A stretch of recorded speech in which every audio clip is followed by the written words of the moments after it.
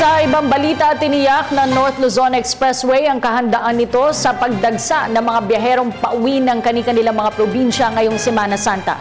Samantala, malaking grass fire naman sa southbound lane ng NLEX ang mabilis na naapulan ng mga fire marshal ng Expressway. Nag-uulat si Julius Disamburon via phone catch. Julius? Kati, unti-unti nang tumataas ang bilang ng mga sasakyang nagdaraan sa ilang pangunahing expressway sa bansa.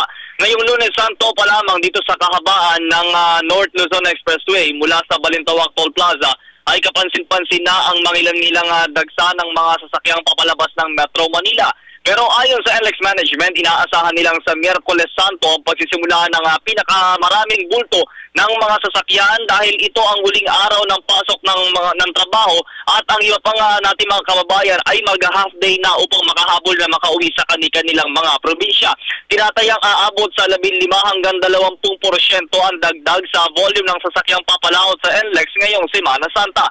Sa paglulunsad naman ng Oplan Ligtas Biyahe at lakbay alalay ng iba't ibang tanggapan ng pamahalaan gaya ng DOTC, MMDA at DPWH, 24/7 silang nakatalaga upang magbantay sa kaligtasan ng mga motoristang magkakaproblema sa kanilang biyahe pauwi.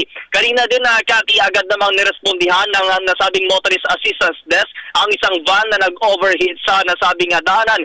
Payo naman ang mga opisyal sa mga biyahero, tiyaking nakakondisyon ang sasakyan at sundin ang blowbag. Samantala, naapula na ang grass fire sa southbound lane paglampas ng San Fernando exit kung saan nabalot ng makapal na usok ang magkabilang lane ng NLEX. Mabilis na nakaresponde dito ang mga fire marshal ng expressway. Sabi ngayon ng NLEX Management, maghanda po ng baryang pambayad sa inyong pagdaan sa mga toll plaza upang hindi kayo magtagal sa mga toll booth.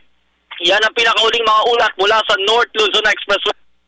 Reyes at Erwin Navarro, Julius Disamburon, Telebisyon ng Bayan. Maraming salamat, Julius Disamburon.